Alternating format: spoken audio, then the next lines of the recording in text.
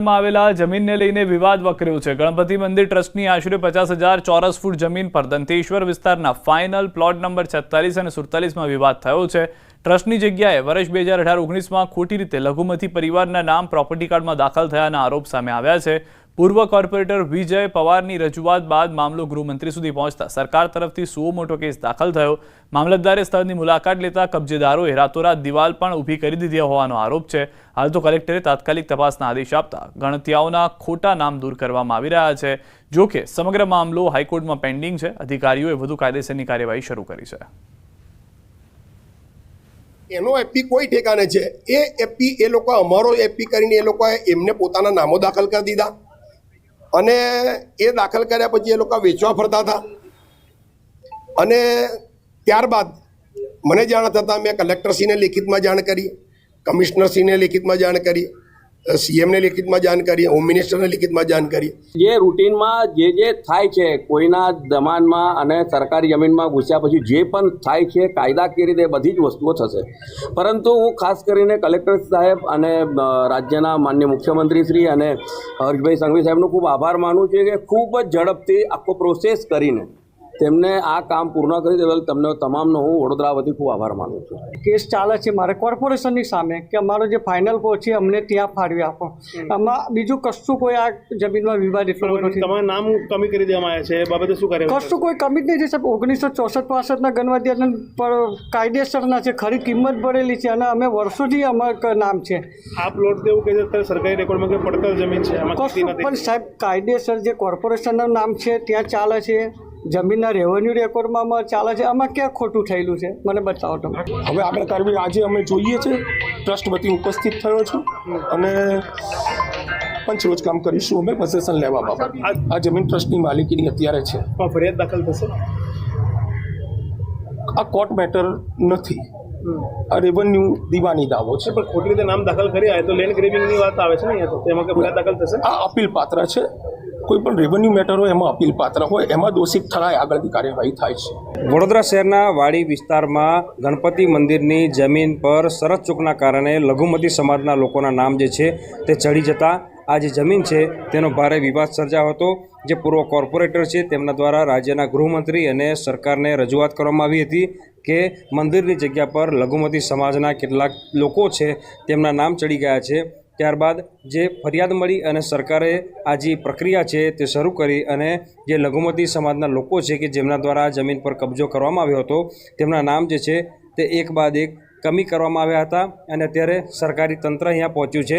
વિધાનસભાના દંડક જે છે બાલુભાઈ શુક્લા તેઓ પોતે અહીંયા પહોંચ્યા છે અને આ રેવન્યુ સર્વે નંબર 70નો પ્લોટ જે છે તે સરકારનો છે તેવું કહેવામાં આવી રહ્યું છે અને તેમણે કહ્યું છે કે સમયાંતરે કેટલાક તત્વો દ્વારા પોતાના નામો જે છે તે ચડાવવાની પ્રક્રિયા જે છે તે કરવામાં આવી હતી અને તો કેટલાક અસામાજિક તત્વો છે તેમના દ્વારા આ જે પ્લોટ છે તેના પર કબજો કરીને પોતાના નામે દર્શાવવામાં આવ્યો હતો। ત્યારે આજે તમામ દબાણો છે તે હવે દૂર કરવામાં આવશે અને આજે સરકારી જમીન છે તેનો કબજો જે છે તે લેવા માટે જે તંત્ર છે તે પહોંચ્યું છે।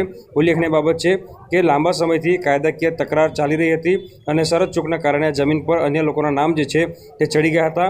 આ ટ્રસ્ટની જમીન છે, આ કોર્ટ મેટર નથી, રેવન્યુ દીવાની દાવો છે। ત્યારે અત્યારે વહીવટીતંત્ર જે છે આ સ્થળ પર પહોંચ્યા બાદ આ જમીનનો કબજો જે છે તે મેળવવાની પ્રક્રિયા શરૂ કરી છે। હાર્દિક દીક્ષિત, ન્યૂઝ 18 ગુજરાતી, વડોદરા। જૂનાગઢના ભવનાથ મંદિરના મહંત પદને લઈને ભારે વિવાદ સર્જાયો છે। હાલના મહંત હરિગીરી મહારાજનો કાર્યકાળ 31 જુલાઈએ પૂર્ણ થવાનો છે, ત્યારે નવા મહંતની નિમણૂક મુદ્દે તણાવ ઊભો થયો છે। ઉતારા મંડળે કલેક્ટરને પત્ર લખી વિનંતી કરી છે કે શ્રાવણ માસની ભીડને ધ્યાને લઈને વહેલી તકે નવા મહંતની નિયુક્તિ થાય તેમજ સ્થાનિક મહંત બનાવવા માટે રજૂઆત કરી છે। તો બીજી તરફ ભવનાથ મંદિર પરિવારમાંથી કમલાનંદ ગિરિબાપુના શિષ્ય રાજુ ગિરિબાપુએ પણ મહંત બનવા માટે કલેક્ટરને અરજી કરી છે અને પદ નહીં મળે તો આત્મવિલોપનની ચીમકી પણ ઉચ્ચારી છે। હવે 31 જુલાઈએ તંત્ર શું નિર્ણય કરે છે તે જોવું રહ્યું।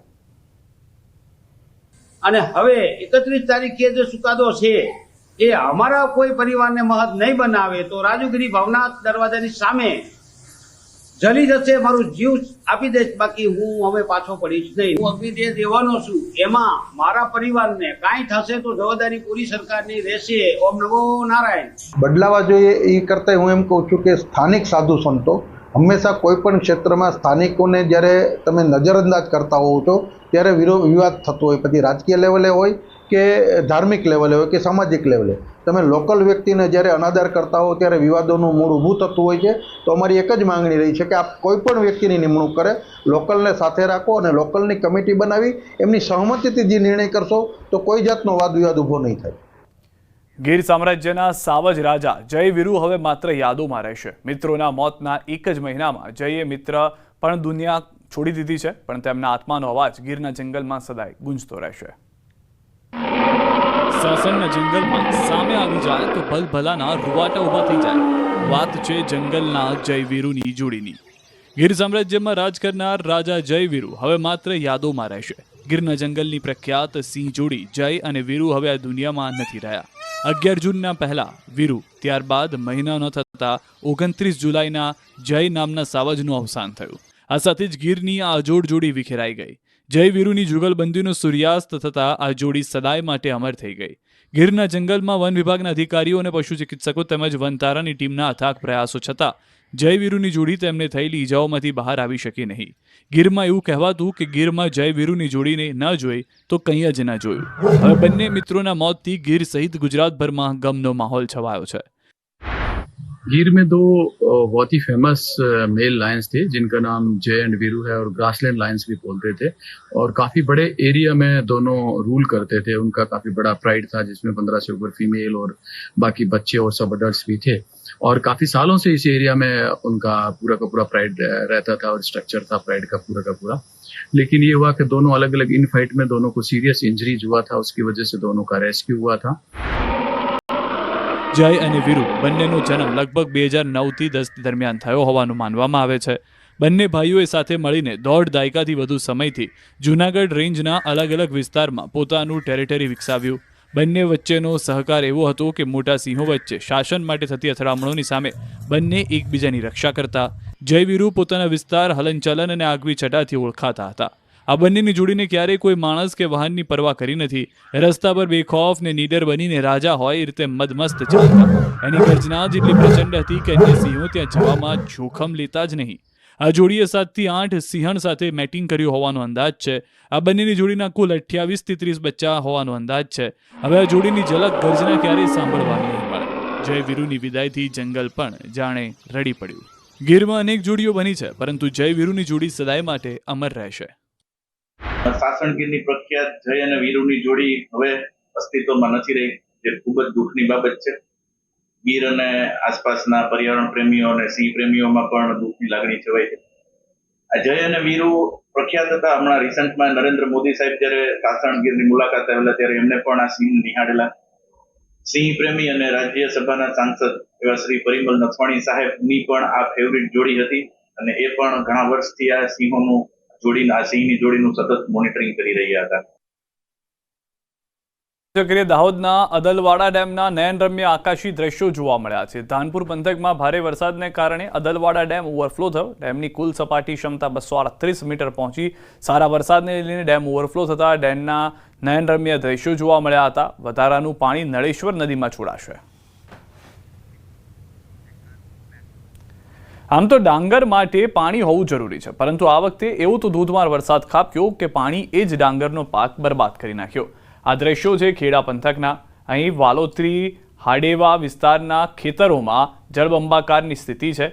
અહીંના ખેતરોમાં 2.5 ફૂટ પાણી ભરાઈ જતા ડાંગરનો પાકનો ખાત્મો બોલી ગયો. માતર તાલુકાના પછાત અને સીમાડાના ગામો વાલોત્રી, હાડેવા, દલોલી અને બામણ ગામના ખેતરોમાં ભયાનક પરિસ્થિતિ ઊભી થઈ. અહીંના ખેડૂતોએ જણાવ્યું છે કે છેલ્લા 10 વર્ષથી અહીં વરસાદ પડતા જ ખેતરોમાં પાણી ભરાઈ જતું હોય છે, પરંતુ વહીવટીતંત્ર દ્વારા કોઈ પણ કાયમી ઉકેલ કરવામાં આવ્યો નથી. આ વર્ષે પણ વરસાદના પગલે 1000થી વધુ વીઘાની જમીન, ખેતીની જે જમીન છે તેમાં ગરકાવ થઈ છે, જેને કારણે ડાંગર સહિતના પાકોને ભારે નુકસાન થયું છે.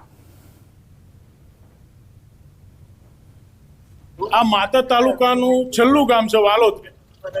અહીંયા એક જ પ્રશ્ન છે કે એક દિવસ વરસાદ પડે એટલે તરત અહીંયા પાણી ભરાઈ જાય છે. જે પાણી આગળ નિકાસ, મોટો કાંસ છે, નાનો કાંસ છે, પાણી ખેંચી નથી. આ તમે જોઈ શકો છો એ પ્રમાણે છેલ્લા 20-25 વર્ષથી આ મેઇન નિકાસ, ગાડા ચિતરવાળા નિકાસ છે એ કાયમ ઉભરી જાય છે અને એની સફાઈ બરાબર થતી નથી. એના લઈને આ વાલોત્રી, દલોલી, વિરોજા, આડેવા અને ચાંગડા, બામણ ગામ, આ ગામોમાં વર્ષોથી પાક નિષ્ફળ જાય છે અને ઘાસ ખાતું ચોમાસાના શરૂઆતમાં રિપેર કરવા આવે છે. પહેલેથી આનું સાફ આયોજન કરતા નહીં. આ ગામમાં અમારે વર્ષોથી વાડિયા, વાલોત્રી, દલોલી, બામણગામ જે મેઇન નિકાસ આવે છે એ નિકાસની આ સમસ્યા છેક ચાંગડા સુધી પાણીનો ઠેલો રહે છે અને ખેડૂતોનો હજારો વીઘાનું નુકસાન થાય છે. એક એવો વિસ્તાર છે, ડીપ એરિયા છે, અહીંથી આવતું કોહનું પાણી આ ગામડામાં જ આવી જાય છે, આગળ યોગ્ય નિકાલ થઈ શકતો નહીં અને એને લઈને અહીંયા આગળ એટલો બધો પાણીનો સ્ટોક થાય છે કે દર સાલ અમારે ડાંગર નિષ્ફળ જાય છે, ખેતીનો પાક. કહેવાય છે કાંસ, પરંતુ એના ખેડૂતો તેને મિની નદી હોય તેમ લાગી રહ્યું છે. આ કાંસના કારણે સમસ્યા એવી થઈ છે કે ખેડા જિલ્લામાં જે 2 દિવસ પહેલા 8 ઇંચ જેટલો વરસાદ પડ્યો અને આ વરસાદ બાદ અહીંની સ્થિતિ એટલી બધી કથળી છે કે અગર 1000થી વધારે વીઘા જમીન ડાંગર પાણીમાં ગરકાવ થઈ ગઈ છે. દ્રશ્યો બતાવી સીધા કે તમે જોઈ શકો છો, દૂર દૂર સુધી તમને માત્ર પાણી જ પાણી દેખાય છે. આ કોઈ દરિયો કે કોઈ નદી નહીં, પરંતુ આ અહીંના ખેતરો છે અને આ ખેતરોની અંદર પરિસ્થિતિ એવી વણસી છે કે ગયા વર્ષે પણ આ સ્થિતિ થઈ હતી અને આ વર્ષે પણ 1000થી વધુ વીઘા જમીન પાણીમાં ગરકાવ થઈ ગઈ છે. ખેડૂતોનું કહેવું છે કે તેઓ